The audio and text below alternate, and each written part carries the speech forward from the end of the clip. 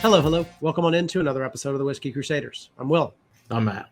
On today's episode, we're talking once again about Four Roses. This is the limited edition from 2020. Don't you forget to hit that like and subscribe button. Click that notification bell. Matt, can you tell me some more about this bottle, which I'm assuming we're borrowing from Feroz? Yes, another awesome Four Roses, the 2020 special edition here. Obviously borrowed from our buddy Feroz, which is, of course, the longest name whiskey, which is the Four Roses limited edition small batch 2020 release barrel strength Kentucky straight bourbon.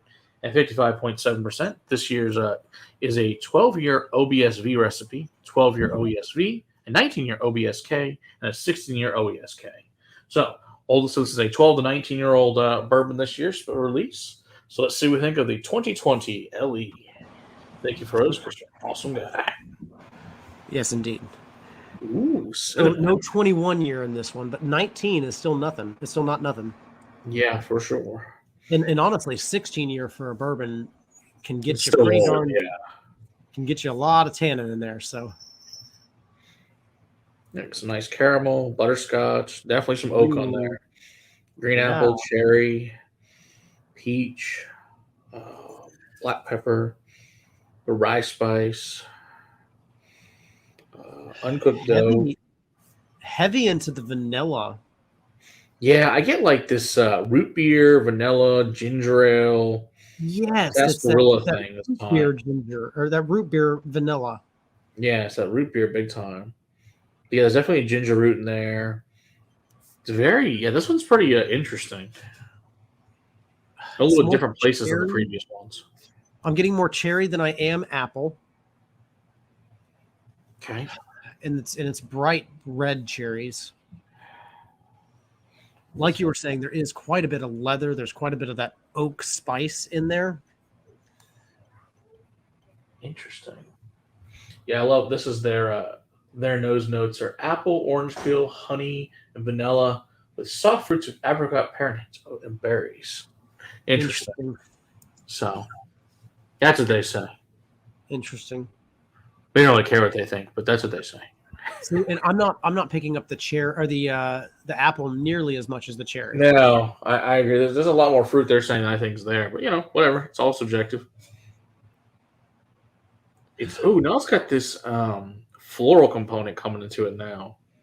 Ooh, like rosewater and periwinkle. Interesting.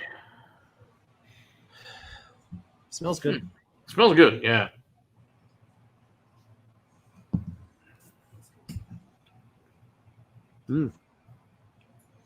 Mm-hmm. Okay. Lots of cherry on that palate. Holy crap, that cherry. Wow. Vanilla, honey, sea salt, black pepper, some cinnamon. We definitely got some nice oak there on the finish. Ginger, root beer, green apple. Yeah, the very finish is that green, like Granny Smith green apple. Interesting. Yeah, a little bit of tart at the end, didn't it? Yeah. What a wonderful journey across the palate. Very unique. This seems very different than the other ones. It's very dense. Yeah. What's my proof point on this one? 55, I think. Is that the highest we've had at 55.7? 55.7 probably is. Yeah, I think 55.3. Something like this might be the highest we've had. Unless was it on 56? There could. I don't know. A lot of one's 56. They're all in the same range though, but to me, this tastes closer to 60. This one seems warmer for sure. Either way, I'm not sad about it. It tastes really good. Still not sure it's anything as good as 2015, but like I said, can't wait for the blind to find out. I don't know. This is nice, and it's very, very dense.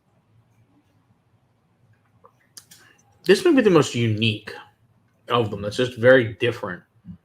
And has stuff just kind of going all over the place.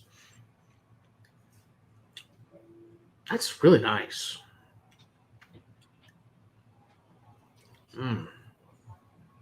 I like it. Yeah, it's got this orange marmalade now going on. Little Peeps marshmallows. This is wild. Yeah, this is quite good. Dense layers of cinnamon, leather, barnyard, dust. Yeah. The tannin is really nice. It balances out the sweetness incredibly well. Yeah, it's nice because it's a cracked. lot of cherry. It's a lot of cherry for sure. It does finish with that green apple, but to me, it's a cherry bomb. Mm. And honestly, this is about as much cherry as like that Traverse City cherry whiskey. Like It really is. It almost tastes like those macerated cherries that were in there. Okay, so I'm not. No, that's the first thing is massive cherries. Okay. So what do they put for palate? So they put on the palate notes of rye and light oak leading to long, soft finish and refreshing fruit tones. Well, that's really pretty much useless. Thanks, guys. Yeah, that doesn't help you out a I whole love lot. when the notes are just totally useless. And your marketing department says, let's put this shit on here. Good choice, guys. Yeah, I mean, you could have just gone with long and lingering and probably gotten It's just as useful. Out of me. Yeah, I mean, it's more useful than that one is. Yeah, and these are, once again, these are still 200 though. So, but to me, they're worth it. I can understand that. It's 19-year-old bourbon. I mean, right. It ain't cheap to hang around for 19 years. Last time I checked. Right. And to still be as balanced as it is. Mm-hmm. Yeah. They did a hell of a good job with this one. I like that one a lot. Yeah. Again, I'm looking very forward to the blind to see just how close these are or how far apart these are, because fascinating. As individual reviews, they seem like they're fairly different from each other.